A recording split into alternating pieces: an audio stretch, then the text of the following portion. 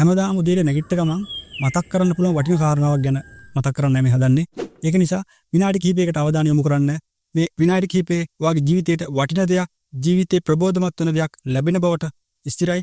අපි එනම් බලමු ඒ වටින කාරණා මොකක්ද කියලා. අපි හැමදාම උදේට අවදි වෙනවා, දවස ගත කරනවා, දවස නිමා කරනවා, අනිත් පහෙන් දායි පටන් ගන්නවා. ඕක තමයි සාමාන්‍ය රුටින් එක මිනිස්සුන්ගේ. සාමාන්‍ය මිනිස්සු ජීවත් වෙන ක්‍රමය ඕක.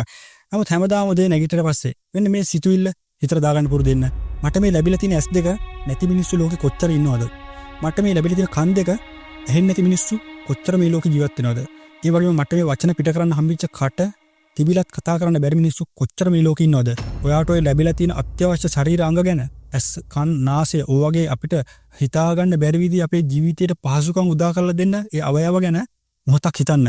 ඒව නැති කට්ටියට වුණත් ඔයා කරන කෘතගුණ සැලකීමක් වෙනවා. මොකද S2 පේන්නේ නැති, කතා කරගන්න බැරි, කන් තිබුණට අහන්න බැරි චරිත ගොඩාක් ඉන්න ලෝකෙක තමයි අපි මේ අපේ පිනකට අපි මේවත් එක්ක ඉපදිලා තියෙන කිසි අඩුපාඩුවක් නැතුව. ඒක නිසා ඔයාගේ අවයව ලැබෙන්න ඔයා ලොකු කරපු පිනක් තියෙනවා. එහෙම නැතුව හිතන්න එපා ඔයාට මේ කොහෙන්වත් මේ ඉබේ පහළ වෙලා කියලා. ඒක නිසා ඔයා මතුවටත් ඔය පිනම කරගත්තොත් ඇරෙන්න ඔයාට ඊට පස්සේ නැති වෙන්නත් ඉඩ තියෙනවා. ඒක නිසා මේ දේවල් පසක තියලා ඔයාට ඔය දැනට ලැබිලා තියෙන S2කට, කන් දෙකට, නාසයට, කටට වගේ අපිට මේ උතුම් විදිහට ජීවත් වෙන්න පුළුවන් විදිහට ලැබිලා තියෙන අපේ මේ ශරීර කොටස් වලට අපි පින් දිය යුතුමයි.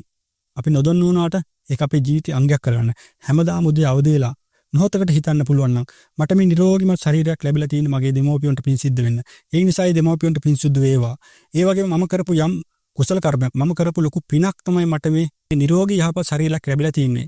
ලෙඩ රෝග වලින් එහෙම නැතුව මේ ශරීර අවයව හරියට පිහිටා නැතිවීමෙන් දුක් විඳින සමාජයක් අතරේ මම මේ හොඳ නිරෝගීමත් විදිහට ජීවත් වෙලා ඉන්නේ මගේ පිනකට. ඉතින් මාව හැදු වැඩු දෙමෝපියන්ට පින් දෙන ගමන් මගේ මේ ශරීර අවයව මට මේ විදිහට පවත්වා ගන්න මම කලින් කරපු ක්‍රියාවේ නම් ඒ ක්‍රියාව මට නැවත නැවත සිහියේවා. මට මේ පිනක ප්‍රතිඵලයක් විදිහට ලැබිලා තියෙන මේ ශරීර අවයව උපාංග ටික නරකකට නපුරකට යොදවන්න නැතු ඉන්න මගේ හිත පහළ වේවා.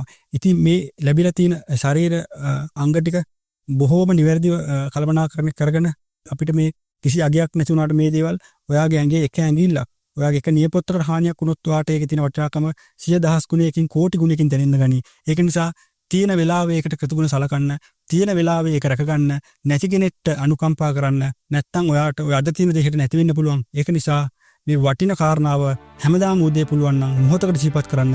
මට මේ ලැබිලා තියෙන නිරෝගීමත් ශරීරය වෙනුවෙන් පින් සිදු වේවා. මගේ දෙමව්පියන්ට පින් සිදු වේවා. මේවා මට ලැබෙන්න යම් කර්මයක් මම කරලා තියෙනවා. ඒ කර්මෙන් මාට නැවත නැවත මතක් වේවා වගේ හොඳ සිතුවිල්ලක් හිතට දාගන්න උදේ. අපිට මේ හිතට එන කෝටියක් සිතුවිලි අතරේ වගේ යහපත් හිතුවිල්ලක් හිතට දාගත්තොත් කවදාවත් ඔයාට වරදින්න විදියක් නැහැ. ඒක තමයි මේ ලෝකේ ධර්මතාවය. ඉතින් මේ ලෝක ධර්මතාවය කියන්නේ යහපත් හිතකට යහපත් ප්‍රතිඵල ලැබෙනවා කියන එකයි. ඉතින් මේ යහපත් හිතකට යහපත් ප්‍රතිඵල ලැබෙනවා කියන ධර්මතාවය අපේ හිතට දාගෙන යහපත් පුරුෂයෙක් විදියට යහපත් මිනිසෙක් විදියට ජීවත් වෙන්න හිතක් හොඳින් තියාගන්න. තවත් ලස්සන කරුණකින් අපි හම්බෙනකම් ඔයාලා හැමෝටම තෙරුවන් සරණයි.